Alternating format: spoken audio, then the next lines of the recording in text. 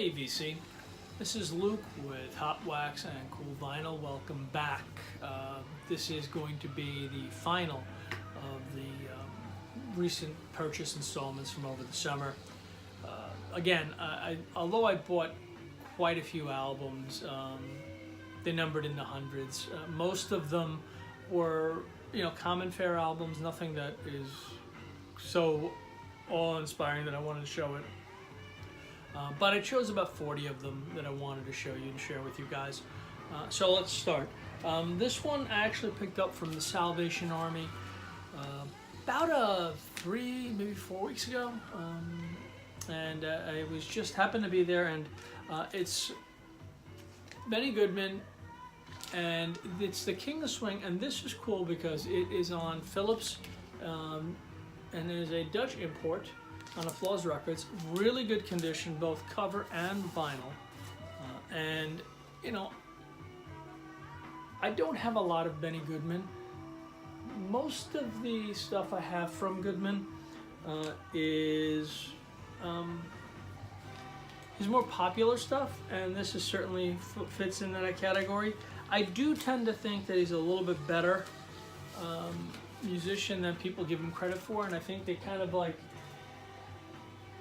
don't really give him substantial credit as a musician, particularly as a jazz or a swing musician, because he was just was pop for his time. It was pop, so he doesn't really get a lot, but he's a great listen.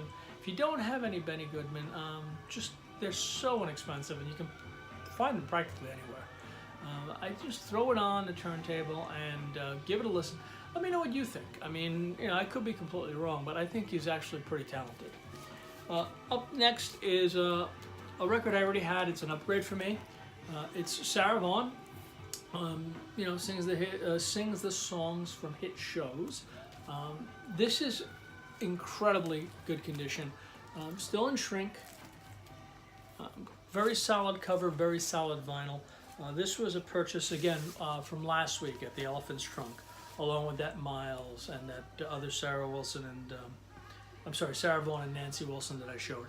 This is on the Mercury light blue label, and this is a really nice looking label too. And plays really well. It's certainly an upgrade for me, and I was very pleased to get it. And again, just to go back over last week at the Elephant's Trunk when my wife and I and another couple went up. It was the last weekend of the Brimfield Antique Show in Brimfield, Massachusetts. So on the way back home, a lot of times the vendors will stop and do the Elephant's Trunk, which is kind of what we were hoping. But it didn't work out that way. There just wasn't that many vendors there. But the ones that were there, especially on the record side, were vendors who I had not seen before. They were newer vendors, and they really had a lot of good stuff. And even though they knew what they had, they weren't asking crazy prices, which was a win-win. Following up with that is this one I got last. This is Sarah Vaughan and Dizzy Gillespie. Again, this is on Plymouth albums. Cover's pretty solid. It's got a little bit of separation right up here, but other than that, it's really in pretty solid condition. And this is on the Plymouth label. Again, it's that deep, rich burgundy label, which is really a very nice looking label. Album is very nice. It plays well. I gave it a quick spin. A little bit of noise, but that is to be expected for the recordings of that time period. But really, it sounds great. And this is on the conclusion on the blues soul and the crooners. Picked this up this week at my local library. They have a book sale every couple of months, and the librarian knows I'm a record collector, and she ran into me. I ran into her in a grocery store about a month ago, and she said, "Oh, you got to come on the 13th when we're doing our book sale because we have records as well." And there wasn't a whole lot there. It was pretty much your typical stuff. Saturday Night Fever, Grease, etc., so forth and so on. But they had 2 Sinatra records, which I found cool. This one I did not have in my collection, and it's in the wee hours. Great record, great cover. Record is equally solid. This is a late 60s Capitol repress. If you notice, there is no vertical bar going down along the track list. It's just the rainbow label. But nonetheless, it's really a pleasure to listen to because it was such a nice copy. On to contemporary, more contemporary stuff. Again, this was a over the summer find. I really didn't know much about them, but it was inexpensive and it was an intriguing cover. It's called the Moby Grape. You know, cover is a little bit rough, but nothing, you know, horrible. Columbia 2i. There's some superficial scratches and scuffs, which had me a little concerned when I first pulled it out, but it was inexpensive enough where I thought, let me give it a spin and a clean. And I cleaned it, and I guess I did it on a spin clean, and I did it again. Just washed it like 3 times, and it plays pretty solid. You know, I'm not quite sure. I have to listen to it a few more times before I really decide whether it's going to be a permanent fixture in my listening rotation. For the moment, it's still kind of like, that's kind of cool, but you know. This one I picked up, and the story behind it's kind of cool. This one and the next one that I'm going to show you. This is Walking the Wild Side, the best of Lou Reed compilation, and I picked it up this summertime. And I was at a yard sale. My wife and I enjoy going out to yard sales over the summer on Saturdays, and we're at a yard sale, and I went up to the gentleman and I asked him, as my wont is, hey, do you guys have any records? And he goes, you know, you asked me that 2 years ago. And yes, I have records, but no, I'm not ready to sell them. And I guarantee most of you guys know that feeling of exasperation, like, well, thank you for telling me you own records too. You know, well, you know, we have that in common, that's cool. But as we got to chatting, he goes, you know what, why don't you come on inside and take a look at my collection and tell me what you think. I went inside and I looked at it, and I pulled out 5 or 6 albums, this being one, and the next one I'm going to show you being the other. And I said, you know, if you ever decide you want to sell it for whatever reason, please give me a call, let me know. And he goes, you know what, you're a nice enough guy, just make me an offer on the albums you chose. And I made him an offer, he accepted it, so I picked this up, and along with this, this one too, which was actually, again, really well done. This is Bob Marley featuring Peter Tosh, their early music. Now, listen to it a few times. Still, you know, it's still very rough, but you can, you know, it's nothing at all like the finished product that we were used to. But it's cool enough where it's worth listening to. Maybe not in a permanent set in your rotation, but certainly on those nights where you're just like, you know what, I want to hear something a little bit different, a reggae sound where I can tell is going to become something really great, but it's still the rough work. Kind of like listening to any early Beatles stuff when they were doing it in Germany. You know, you can hear it that it's there, but it's just still so rough that you can appreciate the rough edges around their music, and that's what that is. So if you ever get a chance to pick up Bob Marley and the Wailers, their early music featuring Peter Tosh, go ahead and do it, as long as it's inexpensive enough. It's a great, fine, fun listen. This is an unofficial copy. This is The Lord's in a New Church.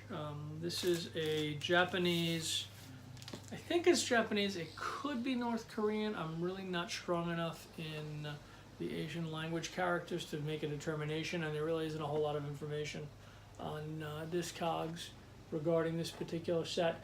It is their debut album. I am not a huge Lords of the New Church fan. I was when they first came out, but then again, I was also a teen, and as my musical taste got a little bit more evolved, they became a lot less of my favorites. But you know, it was cool enough and intriguing enough that I bought it this summer. And now I'm going to do the conclusion of the Beatles from that Beatles collection I picked up. This is the Beatles collection of Beatles oldies. Again, this is a European press. This is on EMI Odeon Blue Label. Dutch pressing, really nicely done. Vinyl is really strong on this. A lot of luster, a lot of sheen. It didn't really look like it got a lot of play from the previous owner. The cover, again, paper cover, but still very bright, very vibrant, and really high in gloss. So that was actually a pretty cool thing to add to my collection. Again, not because I necessarily I'm going to be listening to this album time and time again, because it's pretty much your standard Beatles fare, but it's still, you know, cool to put in your collection. Hard Day's Night, yeah, German press. Also, EMI Odeon. This is 1973. Odeon green label, the light green label. Interesting pressing. Again, the paper cover, but again, both vinyl and cover are really solid, really strong. Good luster, good sheen, no seam splits, no anything.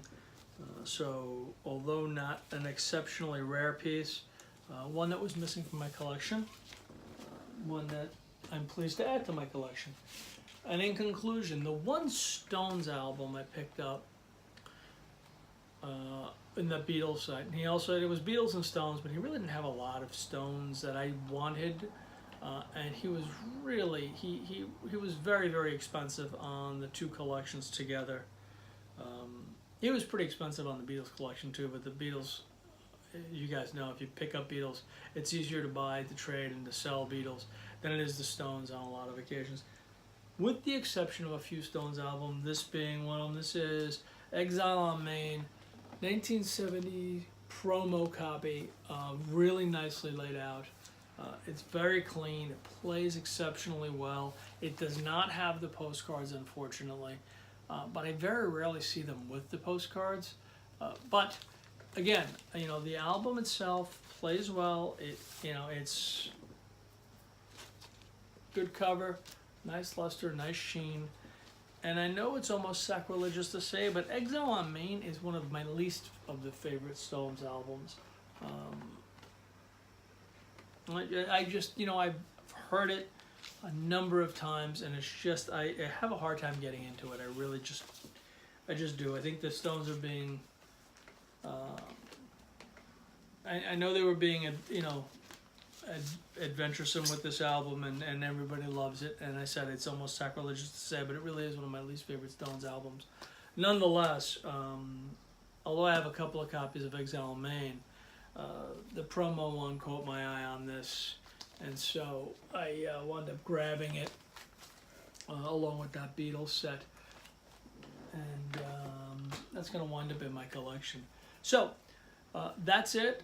It is Sunday afternoon, so hopefully you guys have a great week, and happy record buying, record picking. Just want to give a quick shout out to Tim over at DJ Highnoon. Tim, I got a chance to watch your CD videos when you were not feeling well, when you were on medication, and you had me laughing. Tim, you really had me laughing. So next time you're gonna take a shot of NyQuil and then do a show, just do me a favor, shoot me a message on Facebook and do it live so we can laugh together, because you, my friend, are hysterical. All right, have a great rest of the week, everyone. Cheers all, and I'll speak to you soon.